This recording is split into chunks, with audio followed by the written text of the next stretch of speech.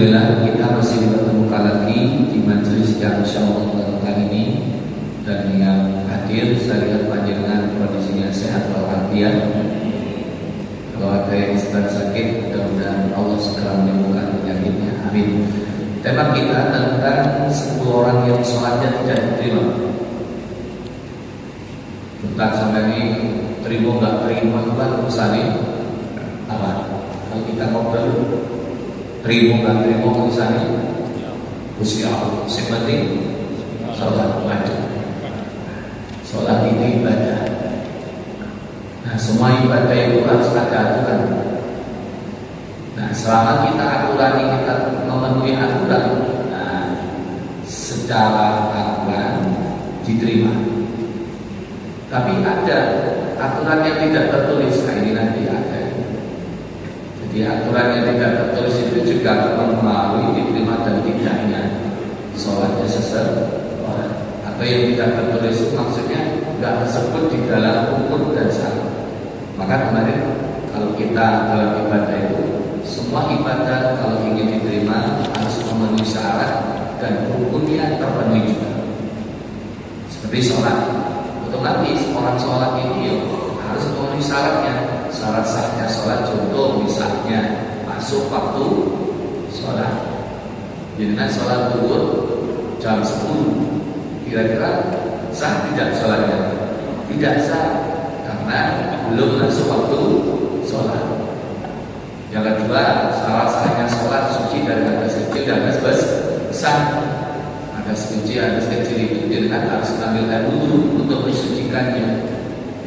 Maka ada orang sholat tidak ambil air wudhu, tanpa wudhu sholat, kita akan katakan sholatnya tidak sah. Itu kan syarat kan?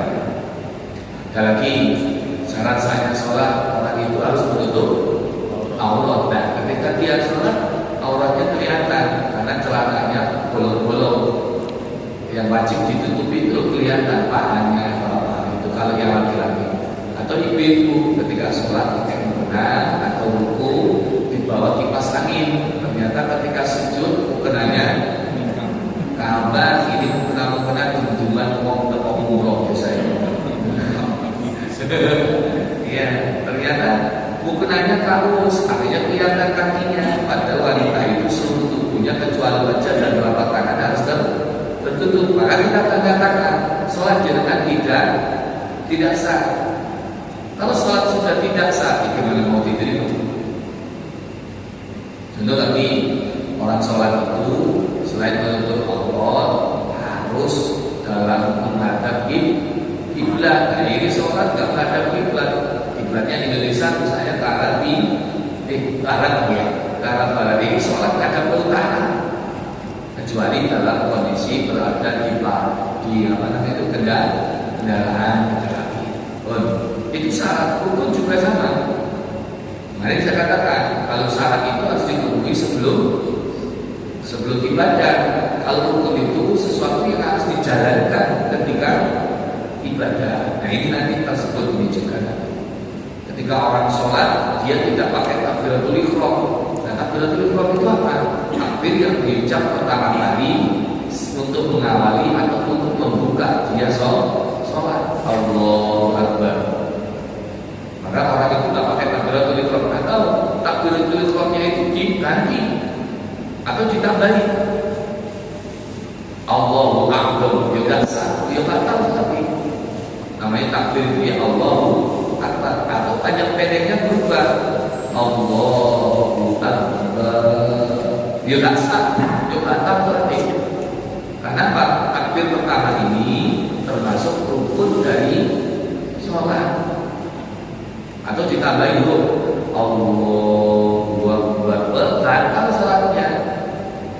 Paham ya? Jadi kalau dalam ibadah seperti sholat ini kita ikuti aturannya.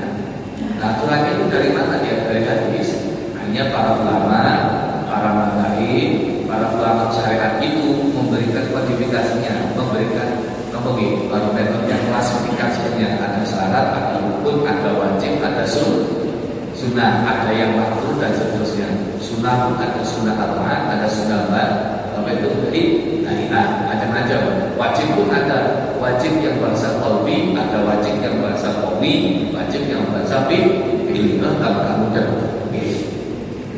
Lanjut aja ini. 10 orang ini sholatnya tidak diterima. 10 golongan ini sholatnya tidak diterima.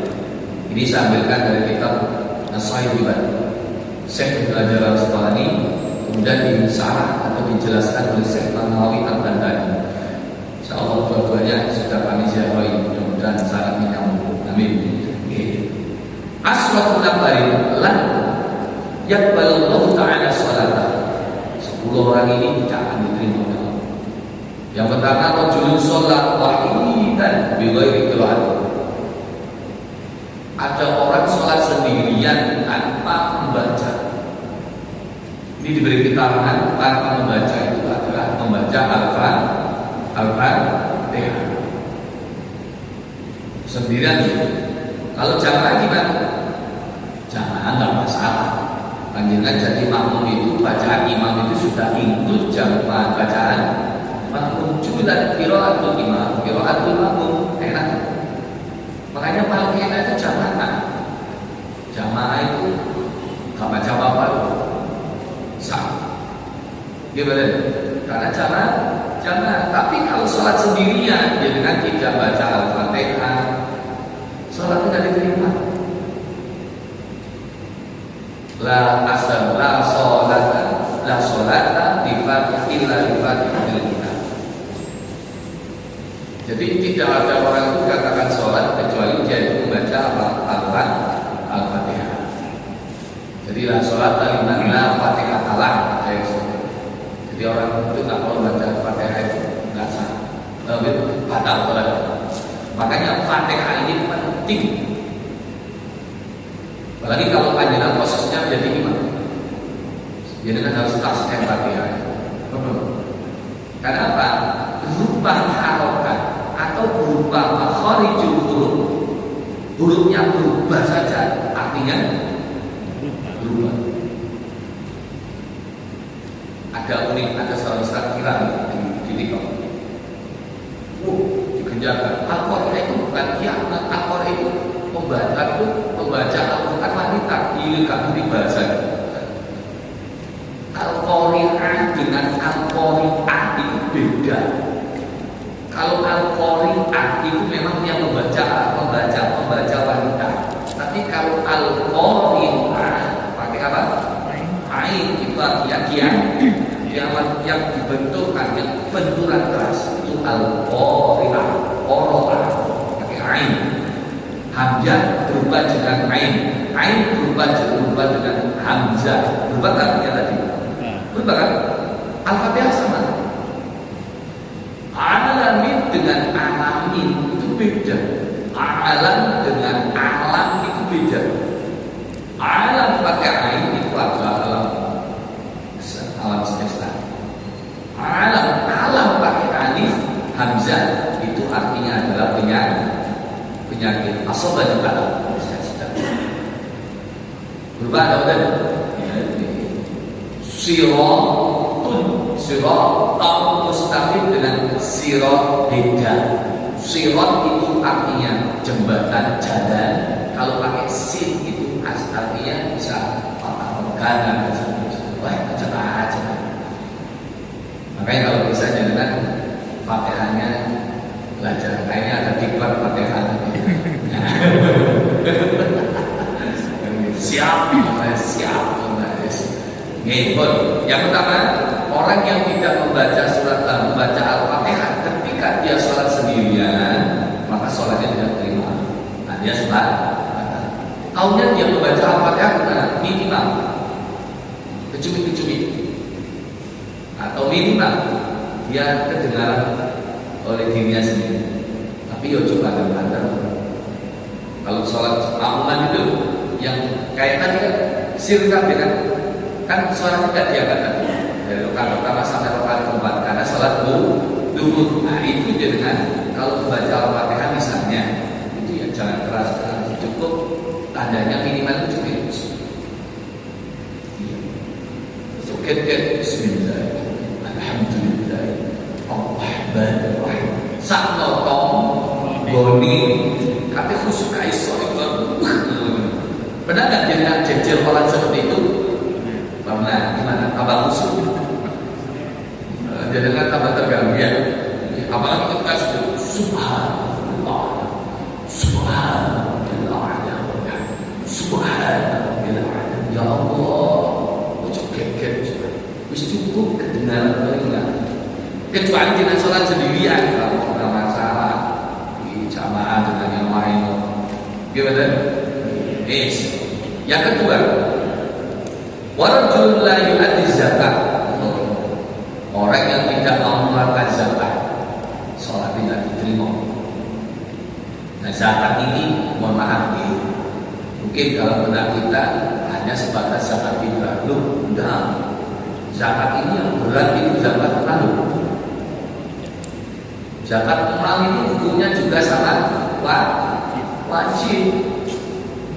Dengan memiliki tabungan apa namanya itu, nyimpen emas antam. Setiap bayaran kok emas 10 gram, tapi bayarannya itu sekarang mas-masan sekarang itu 1 juta lebih. Gimana? Dia kalau dulu ketika saya ambil itu pakai mas kawin masih 1 gram 500 ribu. Tapi sekarang 1 juta lebih. Nah, ketika dia menyimpan emas antam itu sampai sudah mencapai 1 nisab, 9 gram, 85 gram.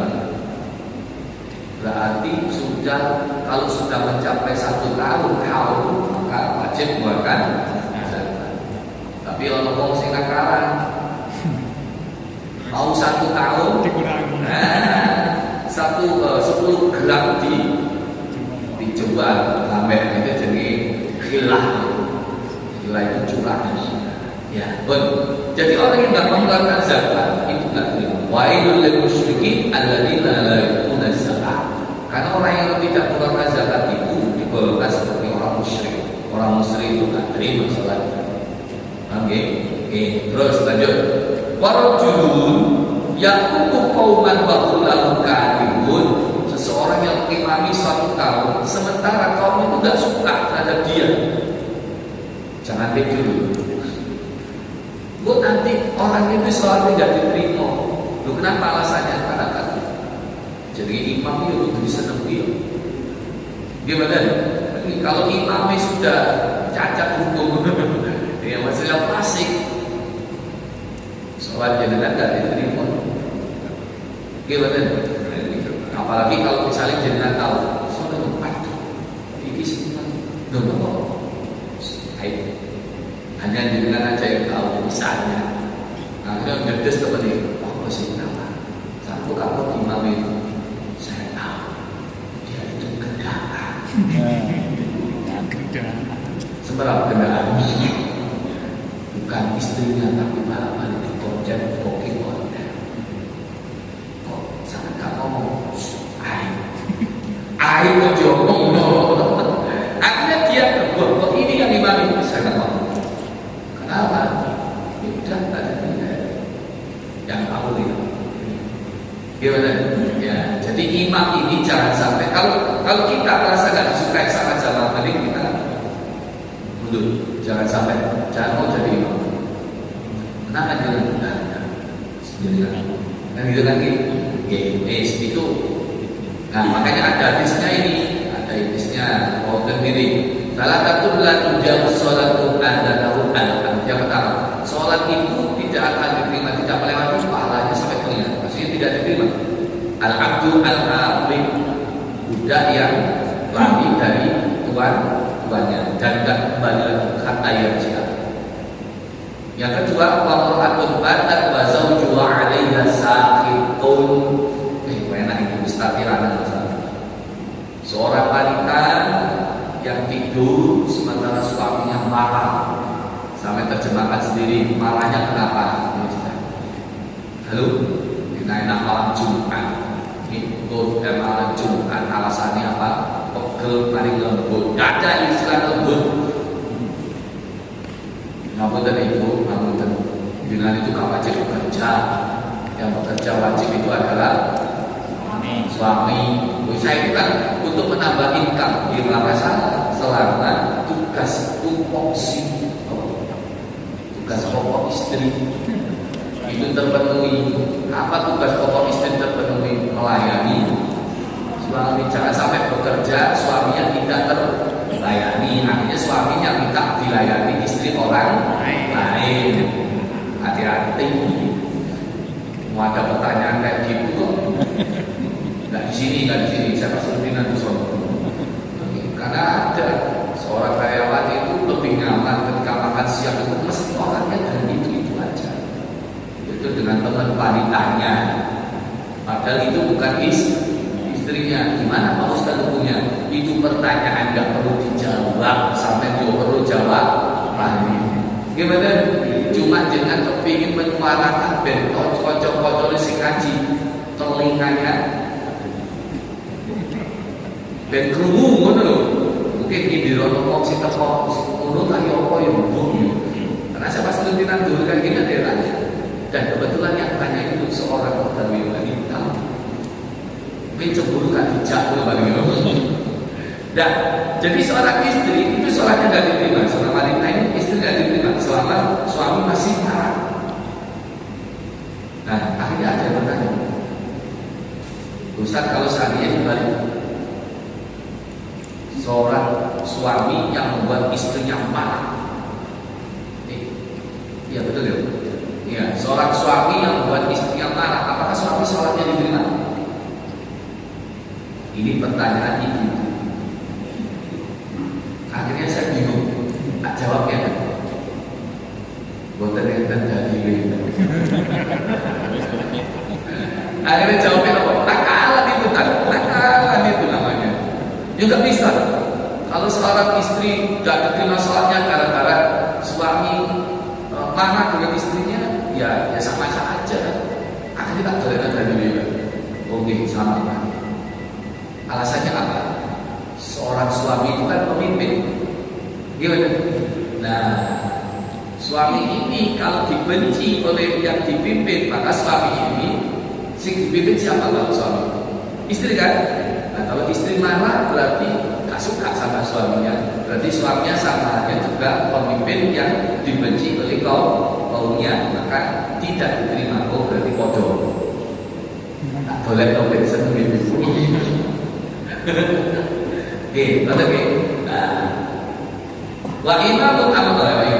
Jadi istri yang membuat dia bermalam yang membuat suaminya marah, selama suaminya masih dalam marah terus, istri sholatnya tidak diterima.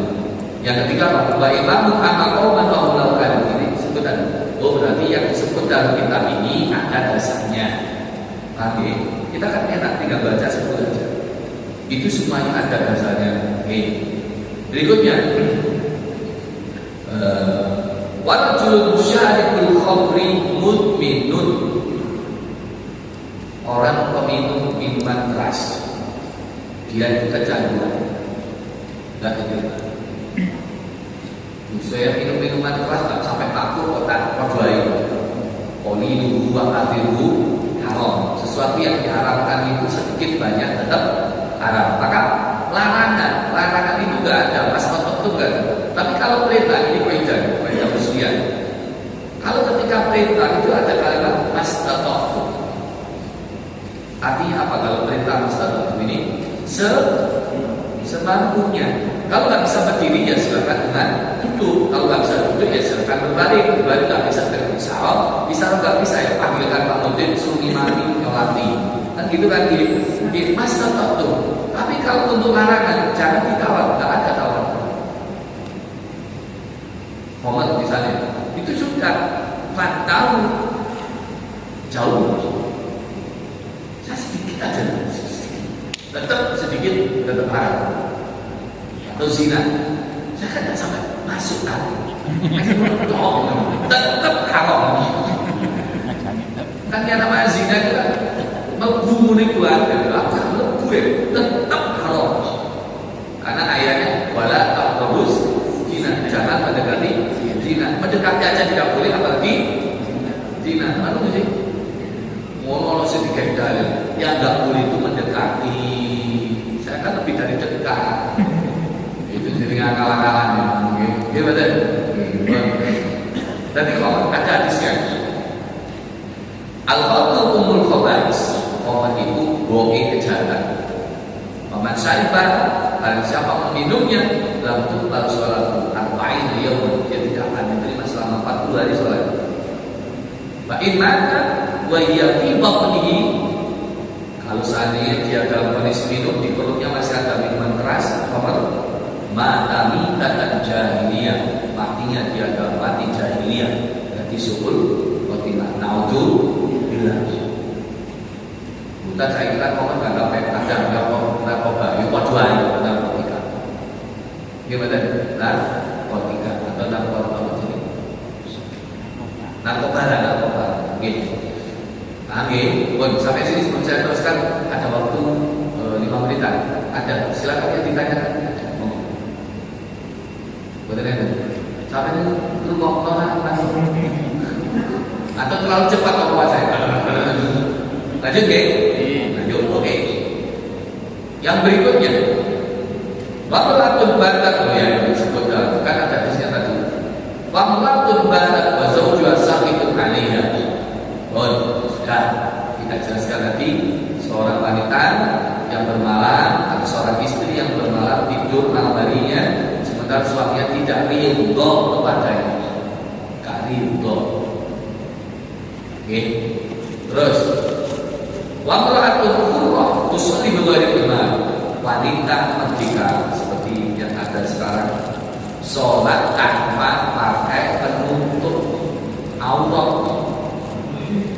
itu tetap boleh. Yang penting sholat itu kan auratnya tidak terlihat. Wajib nggak pakai mukena? Tidak kan? Tapi mukena itu adalah baju untuk menutup aurat khusus untuk sholat. Nah, ini jadikan itu ketemukan mukena itu ya lumpuh, bahasa kita itu banyak di Indonesia. Ada yang di Jawa. Jadi umrah itu kepingin bawa mukena.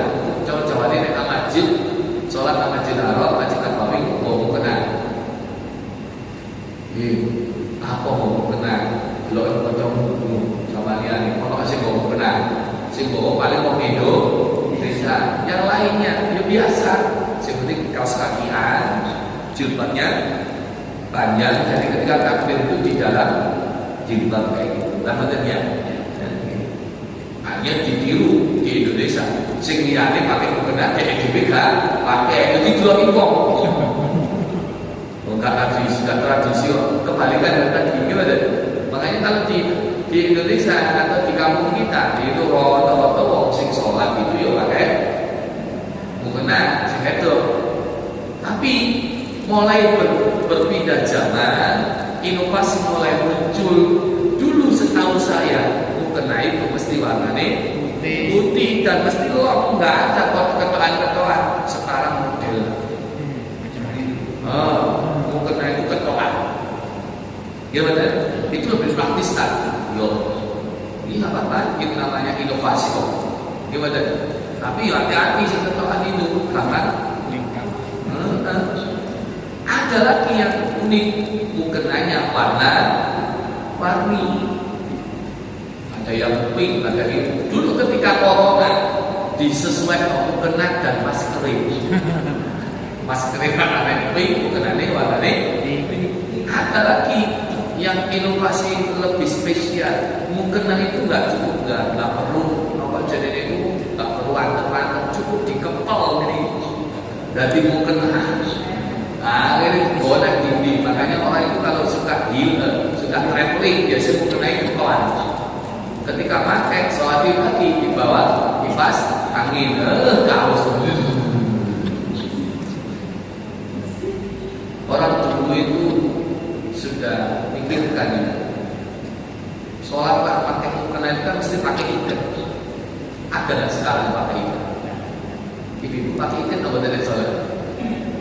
Buatan itu kan, itu korban generasi Z, hasil generasi Z. Gimana? Habis.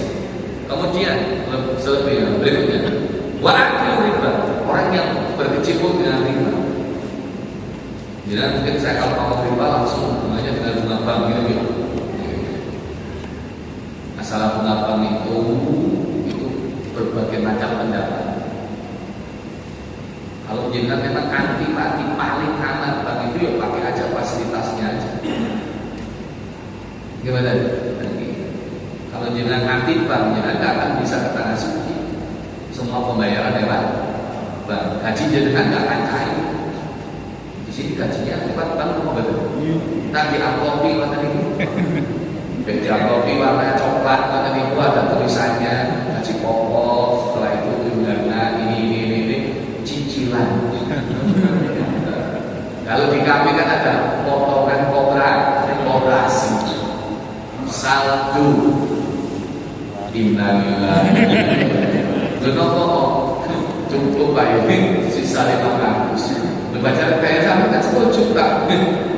Coba ngambil 5 juta diambil buat cicil rumah, 3 juta diambil buat cicil mobil, tinggal 2 juta diambil, 1 juta diambil untuk cicil motor, tinggal 1 juta. Habis tanda tangan, slip gaji, set lemes. Padahal gajinya 10 juta. Boleh itu wajib dizakati apa betul? Orang yang seperti itu wajib dizakati apa betul? Wajib. Oh, kebutuhannya bukan kebutuhan pokok. Bukan termasuk borek itu. Borek itu adalah untuk makan. Itu untuk ya, penampilan, untuk style, lifestyle. Beda. Kan untuk beli motornya kan itu kerja. Nah motor sampai regane sekitar juta, 1 juta. Motor 5 juta lirisok. Udah ya kaya tapi kamera tikus. Kita sebut merek bukan Indonesia. Oke, memakan riba. Pokoknya riba itu ziyadah. Utang 1.000 bayar kembali ya 1 second bayar second itu riba. Karena riba itu macam-macam. Ada riba liar, ada riba kor, macam-macam ya. Ini ada pembahasan khusus sebenarnya. Kemudian wal imam al-jahil, pemimpin yang zolim, takati sing jadi pimpinan. Sampai mendolimi bawahan itu sholatnya gak diterima. Hati-hati wis. Karena sing ngaji ketok ada pimpinan toh. Warajulun la tadaru sholatuhu anu fahsyat wal munkar la yazdad minallahi dan orang yang biasa sholat STFJ, sholat terus maksiat jalan dia tak terima. Sholat terus maksiat jalan, sholat yo mulu yo, sholat yo ono yo. Ya Allah, setengah jam. Ada pertanyaan? Tidak ada. Saya mau balik ke sekolah. Sama gitu. Mudah-mudahan sholat kita diterima oleh Allah Subhanahu wa taala setelah kita ngaji tahu. Alhamdulillah insyaallah.